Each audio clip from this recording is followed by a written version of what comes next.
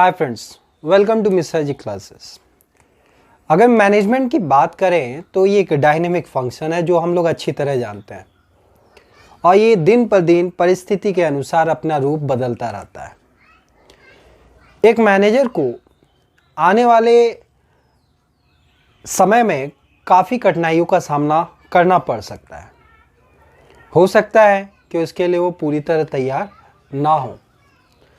अब ऐसे अनिश्चित कार्यों को देखते हुए, अनिश्चित समस्याओं का समाधान खोजते हुए उस मैनेजर को एक ऑर्गेनाइजेशन से जुड़े उसके उद्देश्य की पूर्ति करना बहुत ज़रूरी होता है। ऐसे में एक मैनेजर कितने तरह के फंक्शंस परफॉर्म करता है।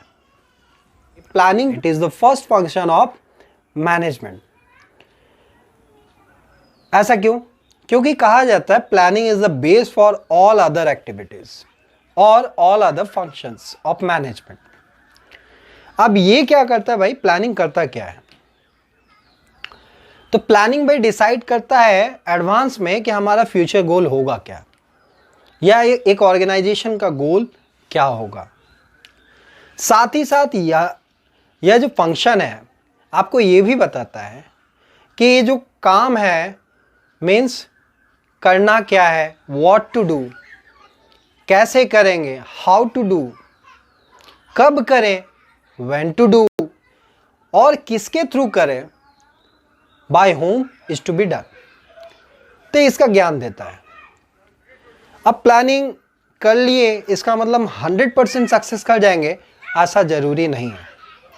अब इसके लिए एक छोटा एग्जांपल देते हैं। इंडिया अभी कोविड-19 से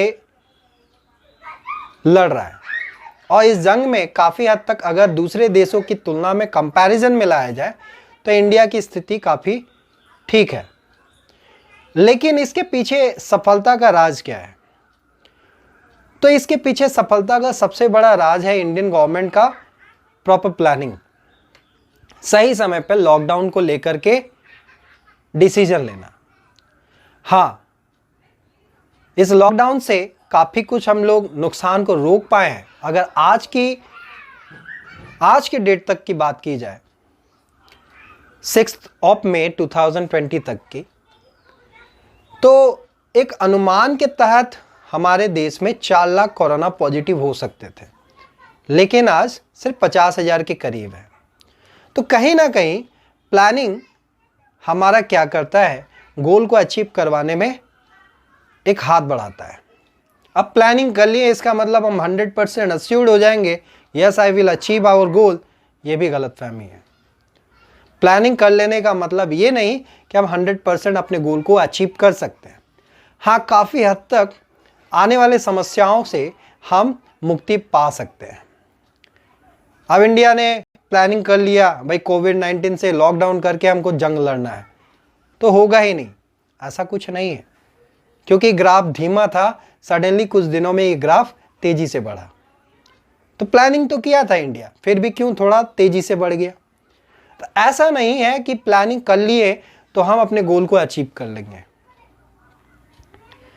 क्यों? क्योंकि प्लानिंग जो होता है एक फॉरकास्ट होता है, जो कि टॉप मैनेजमेंट अपने स्किल्स, अपने नॉलेज, अपने एक्सपीरियंस के माध्यम से होने वाले या आने वाले समय में एक गोल को निर्धारित करते हैं।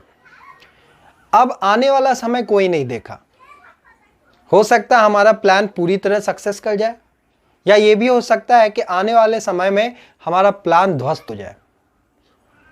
बट अगर फंक्शंस ऑफ मैनेजमेंट के नज़रिए से बात करें तो प्लानिंग क्या करता है, हमको ये निर्देश दे देता है कि हमारा गोल क्या है। तो ये तो रहा प्लानिंग का कॉन्सेप्ट। अब आते हैं दूसरे तरफ। तो प्लानिंग में कौन कौन से बातें हमको नज़र आती हैं? सबसे पहले अगर बात करें तो it is the first function of management. दूसरा है what to do, how to do, when to do and who is going to do. Third जो बात आई इसके सामने कि डिसाइड द ऑर्गेनाइजेशनल गोल। और लास्ट ये प्लान करता है कि हमारा गोल जो है इफेक्टिवली और इफिशिएंटली हम कैसे अचीव करेंगे। तो ये तो हुआ प्लान के बारे में, प्लानिंग के बारे में। अब आते दूसरे फंक्शंस ऑफ मैनेजमेंट के बारे में। जब एक बार एक मैनेजर प्लानिंग कर लिया, मीन्स गोल सेट कर लिया, तो अब उसके पास दूसरी चुनौती उभर के आती है, वो होती है एज एन ऑर्गेनाइजिंग। अब यहाँ मैनेजर क्या करेगा? तो मैनेजर यहाँ क्या करेगा, या मैनेजमेंट यहाँ क्या करेगा, डिसाइड करेगा कि ये जो हमारा गोल है इसको आखिर अचीव कैसे करें। इसके लिए मुझे कितने डिपार्टमेंट्स चाहिए, क्या ग्रुप ऑफ एक्टिविटी होगा। अगर ग्रुप ऑफ एक्टिविटीज़ हम डिसाइड कर लिए हैं तो उसमें किसको कैसा अथॉरिटी देंगे, कैसा रिस्पॉन्सिबिलिटी देंगे, कौन क्या काम करेंगे, तो ये सब सेट करना ऑर्गेनाइजिंग के अंदर आ जाता है। तो ऑर्गेनाइजिंग क्या कहता है भाई? It decide the activities, means कौन क्या करेगा।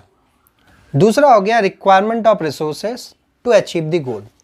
ये क्या करता है कि क्या रिसोर्स का रिक्वायरमेंट होगा उस गोल को अचीव करने के लिए, ये डिसाइड करता है। और थर्ड जो हो गया assign duties, authorities and responsibilities. किसको क्या रिस्पॉन्सिबिलिटी देना चाहिए, उसकी पावर जो हो सकता है जिसको हम लोग अथॉरिटी के नाम से भी जानते हैं, तो उसको क्या लिमिटेशंस होना चाहिए और उनको कैसा टास्क देना चाहिए। तो ये सब एक बार सेट हो गया तो इससे क्या होता है, ऑर्गेनाइजिंग का काम खत्म हो जाता है। अब चले आते हैं स्टाफिंग के तरफ। स्टाफिंग क्या है? तो नॉर्मली स्टाफिंग में आपका recruitment, selection, training and development process आता है। अब यहाँ पे क्या होता है कि जब रिसोर्सेस सेट हो गया, ग्रुप ऑफ एक्टिविटीज़ रेडी हो गया, डिपार्टमेंट सब डिपार्टमेंट्स रेडी हो गया, गोल अचीव क्या करना है उसका डिसीजन हो गया, तो भाई करेगा कौन? By whom is to be done. तो क्वेश्चन उठा ऑब्वियसली ह्यूमन रिसोर्सेस। तो ये ह्यूमन रिसोर्सेस का जो हायर करने का प्रोसेस आता है या जो फंक्शन आता है, ये किसके अंदर आ गया? स्टाफिंग के अंदर।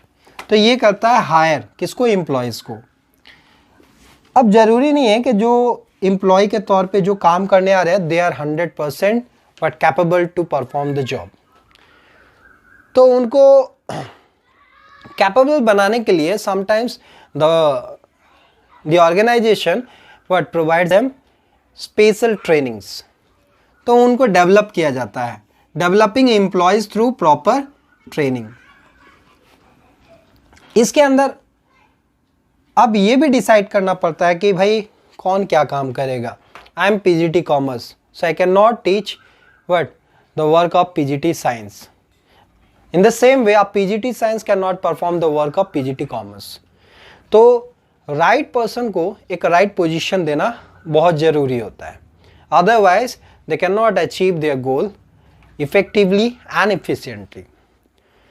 और फोर्थ जो इसके अंदर बात आता है, जो शुरू में ही बोला कि ये क्या करता है, रिक्रूटमेंट से लेकर के सिलेक्शन से लेकर के उसके ट्रेनिंग और डेवलपमेंट तक का वर्ड काम देखता है। तो इसके अंदर आ गया, ये हो गया क्या? स्टाफिंग का काम। अब आते हैं डायरेक्टिंग क्या है। तो नॉर्मली डायरेक्टिंग से क्लियर समझ में आता है टू डायरेक्ट समवन। अब डायरेक्ट समवन का मतलब क्या है? हो सकता है मोटिवेट करे उसको, हो सकता है उसको गाइड करे, हो सकता है सुपरवाइज करे। तो एज ए मैनेजर ये बहुत ज़रूरी हो जाता है कि अपने सबऑर्डिनेट को वो time to time, situation to situation क्या करे, उसको प्रॉपर मोटिवेशन प्रदान करे। क्यों? क्योंकि one motivation can make the work of your employees double. इसके साथ वो सुपरवाइज करता है कि हाँ भाई हमारा काम स्मूथली चल रहा है कि नहीं, अगर नहीं तो उसके पीछे क्या रीज़न हो सकता है। Leading and communicating subordinate, time to time क्या करना है, हमारे जो सबऑर्डिनेट है उनसे कम्युनिकेट करना है, एज ए लीडर उनको लीड करना है। तो ये तो हो गया डायरेक्टिंग का काम। The last one is, the last function of management is controlling. It is also the most important function of management. हमारा ये चारों फंक्शन स्मूथली काम कर रहा, बट इस पर अगर कंट्रोल नहीं है तो we are failed. For example USA, America, on their word कोविड-19 डिसीजंस, वो पूरी तरह से ध्वस्त हो चुके हैं अपने डिसीजंस, अपने प्लान पे। उनके पास सब कुछ है, फिर भी आज उनका आंकड़ा 12.5 लाख को पार कर चुका है, only because of what, the proper controlling function of management. दूसरी जो बात यहां आती है, ensure that the things are what, moving according to the plan और नॉट। क्या हमारा काम जो है एज पर हमारा जो प्लान डिसाइड हुआ है उसके आधार पे चल रहा है या नहीं चल रहा है, ये देखने का काम किसका हो जाता है, कंट्रोलिंग। अब क्वेश्चन उठता है भाई कंट्रोलिंग करता कैसे है। एक छोटा सा एग्जांपल लेते हैं। मैंने राम को आज दिन भर में 10 सवाल बनाने दिया, तो मैंने एक गोल स्टैंडर्ड उसका सेट कर दिया। तो कंट्रोलिंग में क्या करता है कि स्टैंडर्ड सेट कर देता है कि भाई आज आपको 10 सम्स या 10 प्रोडक्ट तैयार करना है। अब देखेंगे कि वो बंदा उस दिन भर में क्या तैयार किया। तो measuring the actual performance means वो क्या काम किया। अब कैसे पता चलेगा कि वो सही कर रहा है या नहीं कर रहा है, तो लेट वी कंपेयर।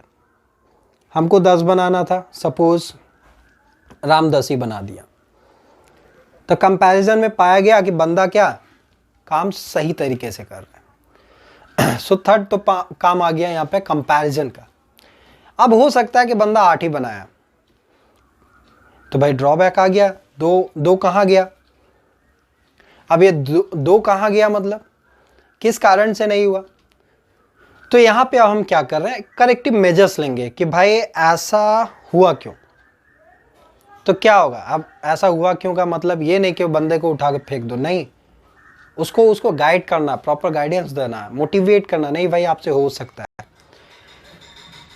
तो ये तो हुआ कंट्रोलिंग का काम। So these all are the most important functions of क्या, मैनेजमेंट।